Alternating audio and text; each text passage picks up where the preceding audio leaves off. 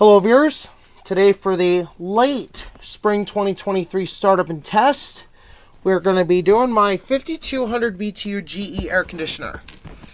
I found this unit in the trash because it had a damaged power cord, but luckily I was able to get the part I needed, so I cut off the damaged section of the cord, which there wasn't much, and I put a new plug on. So now it works just fine, blows ice cold, and I can have it in use down here in the shop, or I can use it upstairs if absolutely necessary. So without further ado, let's go ahead and show you the controls real quick. We'll show you a little bit of everything. We'll give you the compressor information, and then we'll fire it up for the late spring 2023 startup and test. So here's your control panel. This shows your temperature right here, the mode you're in. So if you have cooling selected, then it will show you your temperature. If you have mode selected, it'll just show you what fan speed you have selected. And you got your timer, fan speed, energy saver, which I do like. Those really come in handy, especially on a hot day. Your modes, so you can switch between cool and fan. And on heat units, you can switch between cooling and heat. Here's your power right there, your temperature up or down. The only unfortunate thing is that these are electronic controls. They're not manual like on my 2011, which we got rid of that because it failed. And that was also a trash find. But it lasted a little bit, but this is probably going to last for another many years to come because, I take care of it. I clean it out every year. And if you guys are wondering, do I use New Bright? Only if it's an emergency. If it's not an emergency and it's not horrible, I can clean it out just with the hose, water, and soap. I use very less harmful cleaners when I'm cleaning air conditioner coils. Because I don't know if you guys ever knew this or not about New Bright, but each time you use it, it eats away the aluminum, and then eventually you'll eventually have nothing left. So I just recommend using, pressurized water in order to clean it out. Because that's what I like to do. I just like to use pressurized water to get all the gunk out. And then, because usually the ones I find aren't terribly dirty. If they're completely blocked up, then I would see why you would need New Bright. But if they're not horrible like these ones weren't, then don't bother using New Bright. Because it's just going to downgrade your coil. It's going to eat away at the aluminum. And it's not going to really work out. But, if it's an absolute emergency, like if he found, like in Jordan's case, he found carrier air conditioners that were from smokers. So, I understand why he had to use New Bright. So, if it's an emergency or if it's really, really bad, then go for it. But if it's not horrible like what I usually find, then don't bother. So, without further ado, let's go ahead and get you the compressor information. It's one of the reasons why I like this GE so much. So, let's show you. Look at that. Look at that good stuff right there. Here it is. This is a Matsushita Electric Industrial Company 2R7S126A thermally protected rotary compressor. This is a single phase 60 Hz 115 volts serial number R07V 707781U. Made in Malaysia, Japan. So this is a Japanese compressor. Malaysia it's a territory in Japan. So technically, made in Japan. Yes, this is a good compressor made in Japan. And the locked rotor amps on this one is 29. So it's a pretty good size compressor. And surprisingly, this one is pretty energy efficient. Not going to lie about that. It's pretty energy efficient. It does a good job. Blows ice cold in seconds, just like the old recips. So that's why I really like these as much as I do. And give you so it says follow recognized safety and procedures and wear protective goggles when servicing this compressor. So it says this compressor must be grounded Follow unit manufacturer's instructions for proper wiring. Do not exceed 150 pounds for leak test pressure. Do not operate without protective terminal cover in place. Firmly in place. Disconnect all power before servicing. And then before removing cover, because the compressor could reach 302 degrees, so that's what the housing may reach. It will it will activate the thermal overload protection, and the overload will go, and that will shut the compressor off and allow it to cool down. So without further ado, by the way, I do not have the sensing bulb in front of the evaporator. That way we can get an accurate, test run. So without further ado, let's go ahead and fire it up.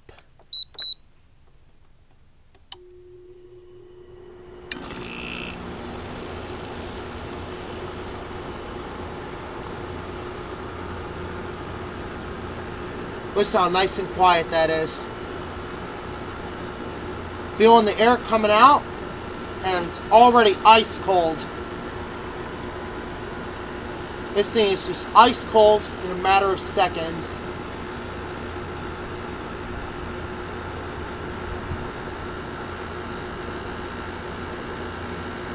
Wow. That air is ice cold and it's freezing my hand already. This is one great machine. And as you can tell, it is very happy and content.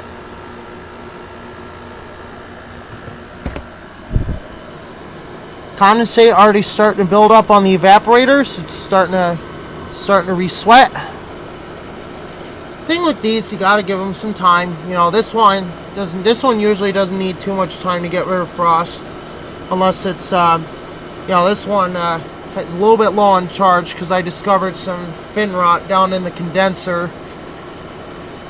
So we got to be real careful about that and watch for fin rot and be really careful. See that? It's starting to frost up a little bit, which is normal. We'll frost up here and there. But usually if it goes away after a few minutes, that means it's good. So let that build pressure all the way down. He said, it does gets pretty cool down here sometimes, but this always did a great job. All the previous owners had to do was just put a new power cord. Well, not new, but put a new plug on it after cutting off the damaged section of the cord. But I already did that, and I put a new plug on. Now I got myself a nice ice cold blowing, well working air conditioner. It's pretty efficient too. So this one's surprisingly energy efficient, because usually GEs are a little below 10, but this one's pretty good. So I'll give it that. Only takes 4.0 amps of power. So that's about the same as what a typical modern one would take. But for this being a 2002, being 21 years old, that's even better than the modern ones. This thing blows much colder. It dehumidifies beautifully. And it does a great job. So your wiring is all nice and neat there, which is good. No bulges or anything on the capacitor, which means that's still good. Electronics, nothing fried or burned up or anything like that. So that's a good sign right there. Compressor is very quiet. Feeling the discharge, it's nice and hot. Suction line is cold. And the fan itself is pretty quiet, because I even tried it up in the house and it's quiet. So if I ever need something, it's a little bit quieter, if my GE should go, I'm probably going to put this in the window if needed. It's blowing ice cold. It's blowing out probably low 30s. Condenser blowing nice and hot out the back. This thing is working really well. So we can get you some fan motor information here. Fan motor model number 4681A 10002H. So this one This one requires this one's 115 volts, 60 hertz, 0.44 amps. So that's pretty good for a PSC motor like this. 4 microfarads on the capacitor at 240 volts for the cap. This is a thermally protected motor. Thermally protected A. And so yeah, this is a good motor. I think this is, and then look what else it includes. It includes a wiring diagram, so you actually can wire it properly. Yes, that's some good news. So like I say, never ever stick your hands in there, because that'll leave you with an injury. So you do not want that. 2-row condenser, but if I feel all around, it's not hot up at the top at all. This is pretty good. So it's operating at normal pressures, and down at the bottom it's all nice and cool. Suction line going to the evaporator, ice cold. This just goes to show how well these things can operate. This is exactly what we should have on an air conditioner. So this is a really good sign right here. It's nice and quiet, like I said before. Air coming out of here is ice cold. It's so cold, my hand is freezing from the air coming out of there. So even on an 80% charge, because we do got some rust down here, but I don't think it caused any leaks yet, because this just condensate that built up down here from other test runs in the past. But we are gonna drill a drain hole for this unit. We're probably gonna put it over here. I think this is a good spot for a drain hole. But yeah, when the time comes we're gonna install it, that's what we're gonna do. But usually after each one where you got lots of condensate, I take it outside and I dump all the condensate out, and then I dry it off thoroughly, and it's ready to go for the next running session. Just like that. It's been a few minutes and the frost is going away, so that's a pretty good sign right there. Dehumidification is fabulous on this thing, so you can tell this thing gets ice cold in a matter of seconds. So this thing is really doing a good job cooling wise. And like I said before, listen to how content that compressor is. Listen how nice and quiet it is compared to the GE upstairs. This is how an air conditioner should be running. This one also, I cleaned the condenser out earlier this week. So yeah, I did clean it out earlier this week, just so you guys are aware. But yep, does a fabulous job. Performs great. Blows ice cold. Even though the airflow through the condenser is restricted because of the air channels they put in, other than that, this is a really good machine. You know, it's definitely got the power of a 5200 BTU. Like, the air coming out of this thing is pretty strong. So, definitely a very good, nice, well-built air conditioner. Now, the AC itself was made in Korea, but the compressor was made in Japan. So, this definitely goes to show how well built these things were back then. This thing may be 21 years old. It's still blowing ice cold to this day. That just goes to show it. This thing, even these older GEs here, tank of a machine. It's survived years of abuse.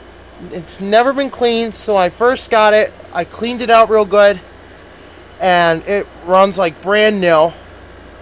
So that just goes to show what happens when you take care of your air conditioners. You clean them out every year. This thing is blowing ice cold. It's blowing out in the 30s. Probably even the 20s, because it's cooler down here. So, yep, there you go. This is a well-built GE. Still works perfectly to this day. Fan motor is nice and quiet. And even the fans, I gotta say, they are quiet. I don't even have to, I'm just at normal talking level, and I don't even have to raise my voice. It's that quiet. And for the air being moved by both fans, it's acceptable for the noise level, which isn't much. So this just goes to show what these older units can still do as long as you take care of them like I do.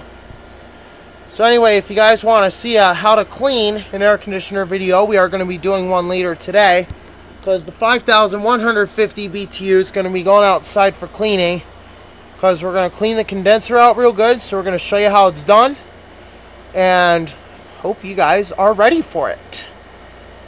We'll see you next time. So before we do that, let's go ahead and shut our happy GE off and give you the R22 refrigerant sounds.